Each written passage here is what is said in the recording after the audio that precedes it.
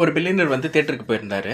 தேட்டருக்கு போயிட்டு டிக்கெட் வாங்கினார். அதுக்கப்புறம் இன்டர்வல் வரும்போது பாப்கார்ன் வாங்கினார். பாப்கார்ன் வாங்கும்போது உங்களுக்கே தெரியும், டிக்கெட் விலையோட பாப்கார்ன் விலையில தான் அவங்க வந்துட்டு அதிகமாக லாபம் சம்பாதிக்கிறாங்க அப்படின்னு சொல்லிட்டு. பாப்கார்ன், கூல்ட்ரிங்க்ஸ் இந்த மாதிரியான விஷயத்தில் தான் அவங்க அதிகமாக லாபம் சம்பாதிக்கிறாங்க. ஸோ அப்படி இருக்கிறப்போ இதே கதை உடனே பில்லியனர் வந்து தேட்டருக்கு போவாரெல்லாம் கேட்கக்கூடாது. உங்களுக்கு புரியறதுக்காக இது ஒரு சின்ன ஸ்டோரி மாதிரி நான் சொல்கிறேன்.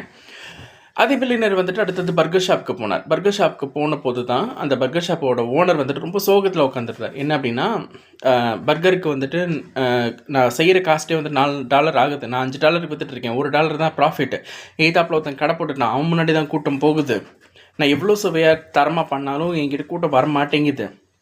அப்படி இருக்கிறப்போ நான் சீக்கிரமே லாஸ் ஆகிடுவேன் போல இருக்குது அப்படின்னு சொல்லிட்டு ஃபீல் பண்ணிட்டு இருந்தபோது, அப்போ தான் அந்த பில்லியனர் வந்துட்டு அவங்ககிட்ட சொன்னார், நீ பர்கரோட விலையை வந்துட்டு $3 மாற்றணுன்னொன்னே, என்னது ஒவ்வொரு கஸ்டமருக்கும் நான் $1 லூஸ் பண்ணுவேன் அப்படின்ட்டு இருக்க போது ஒரு வாரத்தில் நான் பேங்க்ரப்ட் ஆகிடுவேன் அப்படின்னு சொல்லிட்டு அந்த ஓனர் சொன்னபோது, அப்படி அந்த பில்லியனர் வந்துட்டு சொன்னாராம், அப்படி கிடையாது, உன் ஸ்டாஃப்ஸை நீ வந்துட்டு இந்த மாதிரி ட்ரெயின் பண்ணணும். என்ன அப்படின்னா, ஒவ்வொரு பர்கர் ஆர்டருக்கும் போதும் நீங்கள் வந்துட்டு சோடா, அதோட பர்கரோடு சேர்த்து நீங்கள் சோடா வாங்குறீங்களா இல்லை ஃப்ரைஸ் வாங்குறீங்களா அப்படின்னு சொல்லிட்டு கேட்கணும் அப்படின்னு சொல்லிட்டு பண்ணார். இதில் தான் வந்துட்டு முக்கியமான விஷயமே இருக்குது. என்ன அப்படின்னா, சோடாவோட காஸ்ட் வந்துட்டு வெறும் 10 சென்ட்டு தான். அதை வந்துட்டு $3 விற்க போகிறாங்க. இல்லை ஃப்ரைஸோட காஸ்ட் வந்துட்டு வெறும் 20 சென்ட்டு தான். அதை $3 விற்க போகிறாங்க. அப்படி இருக்க போது ஒவ்வொரு கஸ்டமருக்கும் எய்தர் சோடா வாங்கினாலும் சரி, ஃப்ரைஸ் வாங்கினாலும் சரி, அவங்களுக்கு கிட்டத்தட்ட $2 மேலே ப்ராஃபிட் கிடைக்க போகுது. $1 வந்துட்டு பர்கரில் லூஸ் பண்ணாலும் அவங்களுக்கு வந்துட்டு $1 வந்துட்டு ஒவ்வொரு கஸ்டமருக்கும் லாபம் கிடைக்கும்.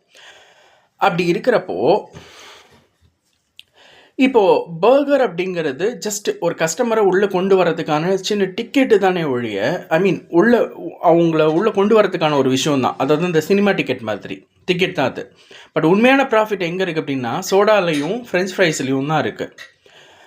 ஒரு பிஸ்னஸ் மேன் அப்படிங்கிறவன் சாதாரணமாக வந்துட்டு பர்கர் விற்கிறதோ இல்லை ஃப்ரைஸ் விற்கிறதோ சோடா விற்கிறதோ கிடையாது. ஒரு பில்லியனர் அப்படிங்கிறவன் என்ன பண்ணணும் அப்படின்னா, அவனுக்கு பணம் எங்கே ஹைடாக இருக்குது அப்படிங்கிறது தெரிஞ்சிருக்கணும். உண்மையான பணம் வந்துட்டு ஹைடாக இருக்கிறது பர்கரில் கிடையாது, ஃப்ரெஞ்ச் ஃப்ரைஸ்லேயும் சோடாலேயும் தான். நீங்கள் வந்து இந்த டிக்கெட் உதாரணம் நிறைய பார்த்துருப்பீங்க. இந்த சினிமா டிக்கெட்டோட விலை வந்துட்டு டிக்கெட் வாங்குகிற காஸ்ட்டை விட எங்களுக்கு பார்க்கிங்க்கும் பாப்கார்னுக்கும் ஆகிற காஸ்ட்டு கூட அப்படின்னு சொல்லிட்டு நீங்கள் கேள்விப்பட, அதை உதாரணமாக வச்சு சொல்லணும் அப்படிங்கிறதுக்காக தான் இதை சொன்னது.